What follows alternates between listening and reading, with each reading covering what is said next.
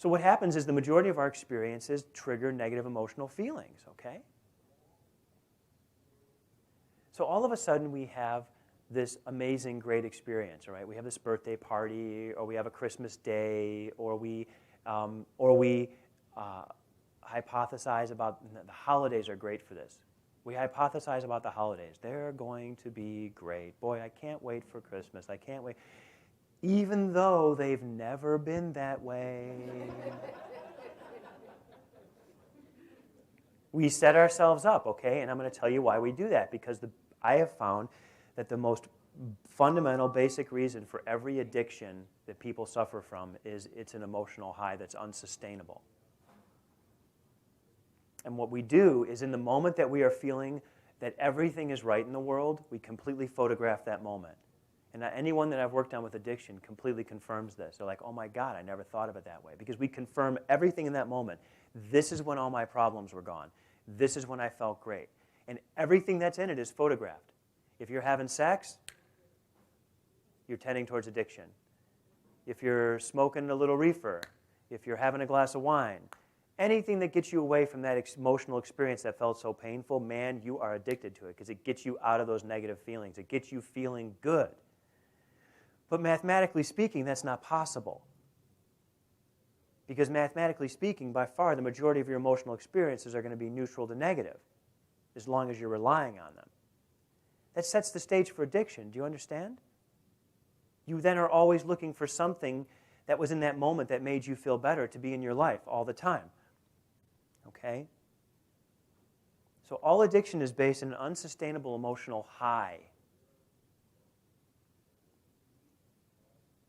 If you let go of being in an emotional low, you don't need to be in an emotional high. And being high is just as bad as being low. It's imbalance. I don't define one or the other as good or bad. They're imbalance. Here is the normal range of homeostatic function or balanced function.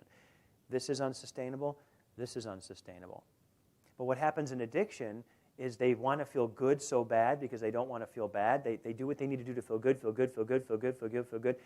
And then what happens is this becomes what's called the new normal. And we'll get into this later on in the book, but this was normal. This becomes the new normal. And it's unattainable. And anyone who's gone through addiction, and I know I have some people here who are who I honor so much, who are they call themselves recovering, but I know they're recovered.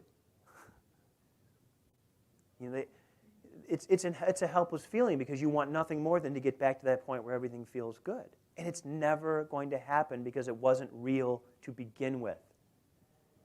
It was an emotional reaction caused by a chemical or an environment or something that's completely unsustainable. It wasn't caused by normal, grounded living.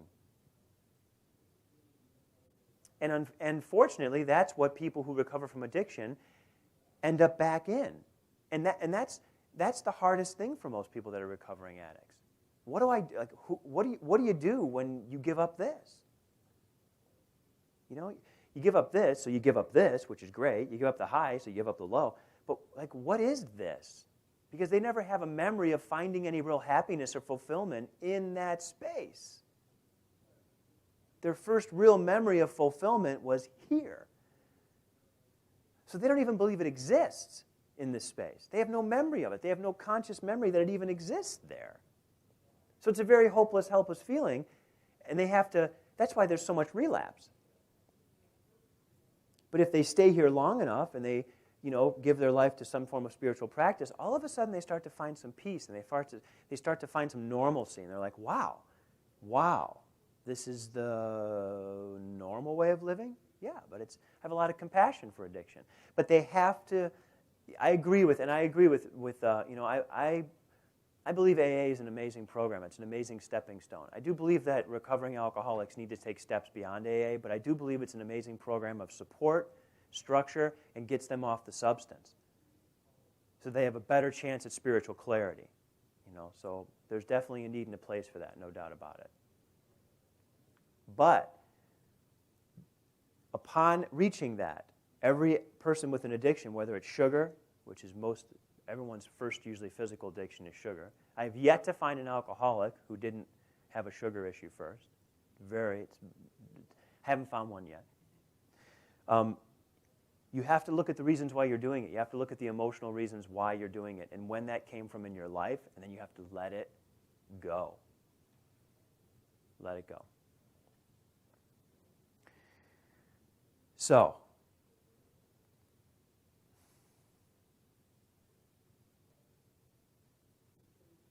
when you begin to look into, so that's kind of an idea of the side effects that emotions have on you.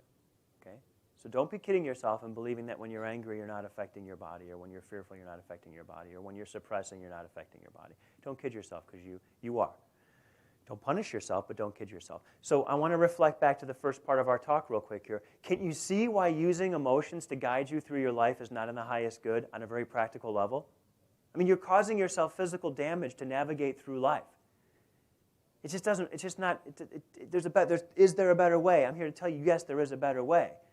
Did I know there was always a better way? No, I was completely unconscious of the fact that there was a better way, and I definitely wasn't willing to give my life over to it. And since I have, there's a better way. How do I know there's a better way? Because I've been healed. Because I've been healed, because I do not have tension and stress, because I do not have pain. I do not suffer from sickness on any kind of regular basis. So there's a better way.